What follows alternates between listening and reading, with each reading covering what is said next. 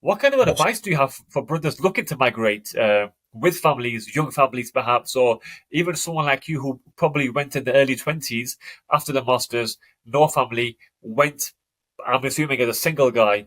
What kind of Yeah. advice would you have for people in your position who went as single guys to the Middle East and in terms of getting married locally, doing hijrah, settling and raising a family in the Middle East? Yeah. So, yeah, I went there single, but I actually had met my fiance before I left. Right. Uh, Yeah. she was from Morocco. And yeah, I was pretty set on just establishing my family there. It was very important for me for them to grow up in a Muslim environment. Yeah. Um, so, I mean, make no doubt about it. Hijrah and making, trying to settle yourself in a foreign land is not an easy thing. Um, and, you can't be sort of, what's the word, naive about the challenges, Yeah. especially when you're in a country that's not yours. And if you don't have sort of solid roots in the country by way of investment, or you own property there, or you have citizenship, the feeling of really being able to stay as long as you want, you kind of have to be realistic about that. That's not realistic unless you, like I said, you have some sort of stakehold in the country itself. Yeah. But with that said, I mean, there's tons of opportunities there to do that. I mean, they've opened up, like you said, with Neom and all these different cities. They've definitely opened it up for investment. So I would definitely encourage, brothers to sort of, check out those options. But just to go, and experience it, I mean, there's tons of opportunities available. Western people in general are treated, respectfully. Yeah. Um,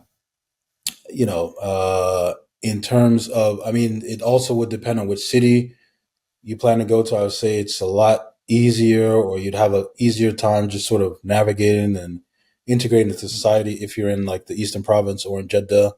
Um, Riyadh, like I said, the local people might be a little bit more resistant. But Yeah. again, you have a huge expat community there, so you can use that, sort of your support network. Um, Schooling, you'd have to be very conscious of the schooling, system there, because it's obviously different than where you come Yeah. from. So you'd have to be very cognizant of that. Um, but yeah, I mean, in general, I would, definitely recommend anybody, especially if they're single, to Yeah. just go and explore it and see what it is, for yourself.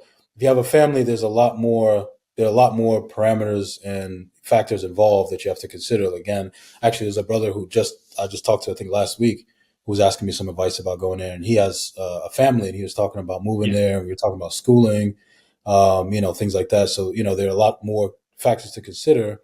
um, but at the end of the day, I would invite anybody to just go and try it out. Have a sort of a 2 or 3 year plan.